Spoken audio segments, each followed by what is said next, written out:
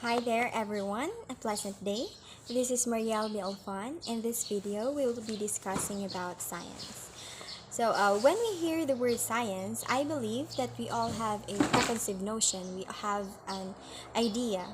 However, to define it, science is a systematic enterprise that creates and organizes knowledge in the form of testable explanations and predictions. Science is the pursuit and application of knowledge and understanding of the natural and social worlds using an evidence based methodology. But why is science necessary to understand? Well, even in cooking, eating, breathing, driving, and playing, all involved science. So everything we wear, the brush and the paste we use, the shampoo, the powder, and oil we apply is a result of a scientific advancement. Life would be unimaginable without all of this, which has become a necessity.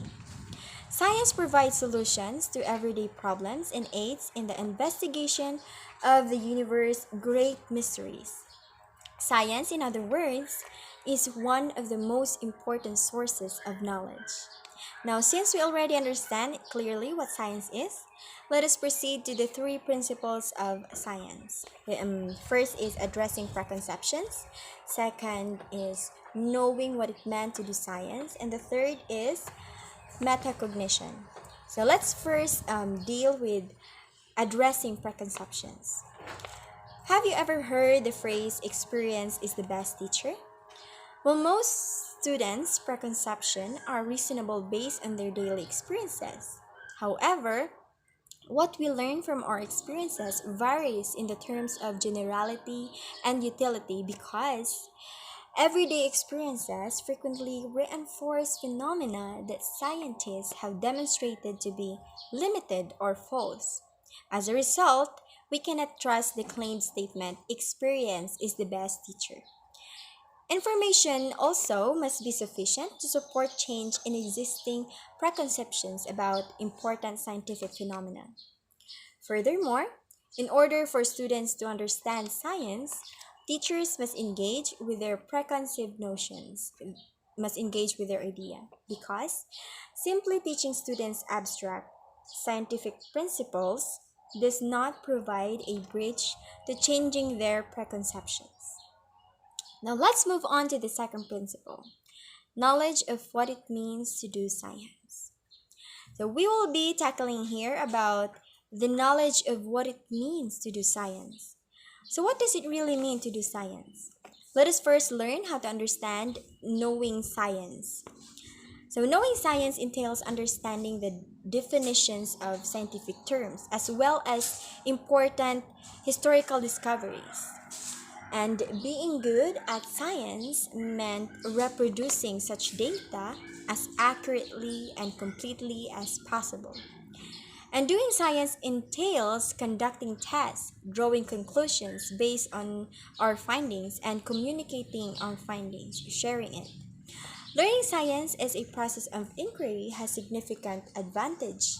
Certainly, of course, because science entails being curious and questioning things in order to discover. It entails observing, imagining, and reasoning. Some people believe that science is dull and boring, so it is important to be creative in the conduct of science by exploring different types of reasoning and investigative choices.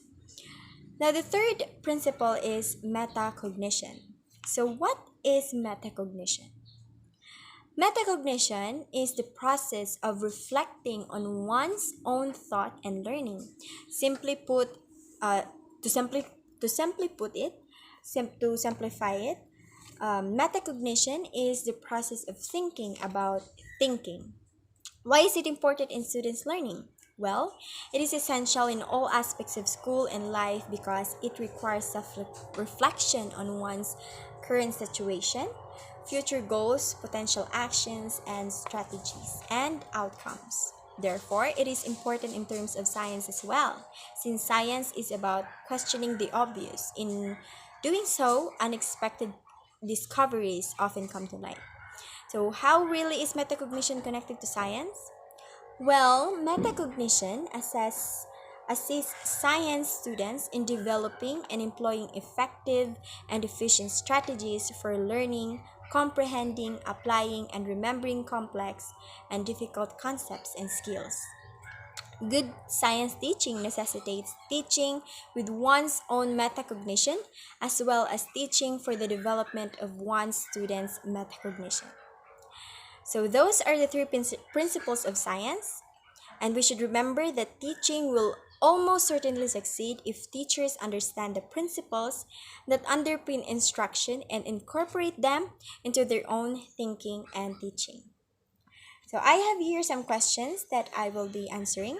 So the first is, what does each of the principles mean to you in your teaching? So, each of the principles that we have recently discussed has a lot of benefits when it comes to teaching, which is applicable for future educators like me. Because a